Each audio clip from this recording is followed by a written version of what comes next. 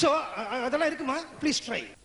என் காதலி என்ன பார்த்து அடிக்கடி சொல்லுவா, காக்கை சிறகினிலே நந்தலாலா, இந்த கரிய நிறம் தோன்றுதையே நந்தலாலா அப்படின்னு. உடனே அந்த சோடா புட்டி கண்ணடியை பார்த்து நான் சொல்லுவேன், சுட்டு முழிச்சுடதான் கண்ணம்மா சூரிய சந்திரரோ அப்படின்னு. யாரு? அந்த சோடா புட்டியை பார்த்து. அந்த அம்மாவுக்கு அப்படியா?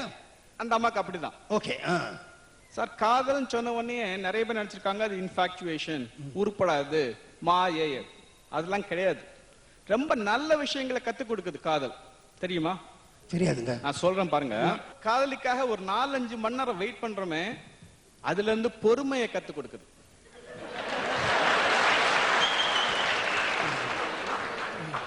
அப்புறம் அம்மா அப்பா கிட்ட மாட்டிட்டு முழிச்சிட்டு இருப்போம் பாருங்க, அது பின்னாடி டிஃபிகல்ட் சிச்சுவேஷன் வந்தா எப்படி மேனேஜ் பண்ணணுங்கிறத கத்துக் கொடுக்குது.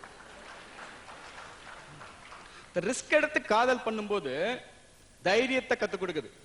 காதலி விட்டுட்டு போனா கூட மனம் தளராம மறுபடியும் முயற்சி பண்ணணுங்கிறதையும் கத்துக் கொடுக்குது காதல்.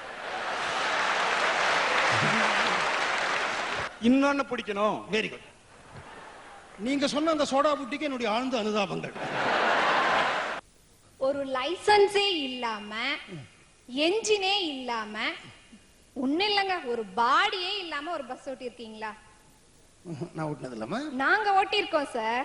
ஒரே ஒரு சணல் இருந்தா போதும், அந்த 2 சணல் கார்னரையும் ஜாயின் பண்ணி முன்னாடி நிக்கிறவன் டிரைவர், பின்னாடி நிக்கிறவன் கண்டக்டர், இடையில ஏத்திக்குவோம் சார் சின்னது பொடுசுகள்லாம். அதுக்குதான் சார் பேசஞ்சர்ஸ்.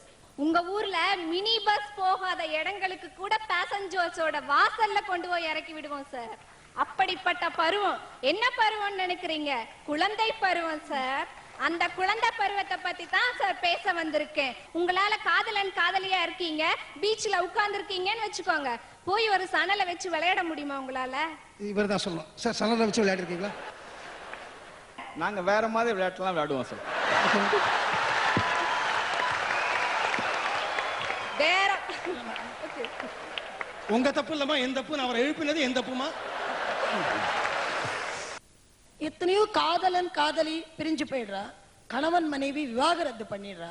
எந்த பெற்றோராவது குழந்தைய ரத்து பண்ணிருக்காளா?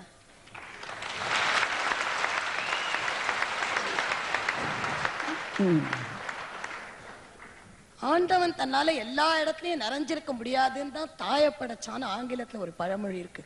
அவன் தாயை மட்டும் படைக்கல, அந்த தாயோட தோள் கொடுக்க ஒரு தந்தையும் படைச்சான்னு நான் நினைக்கிறேன். பள்ளியிலேருந்து ஓடி வந்து எங்க அம்மாவை சேர்த்து கட்டிப்பேன். அப்ப எங்க அம்மா புடவையிலேருந்து எண்ணெய் வாசனை, மிளகாப்பிடி வாசனை அதுதான் வரும். ஆனா இந்த சிங்கப்பூர்ல பர்ஃபியூம்லாம் ரொம்ப நல்லா இருக்கும்ன்றா. எத்தனையோ பர்ஃபியூம் வாங்கிட்டேன், ஆனா அந்த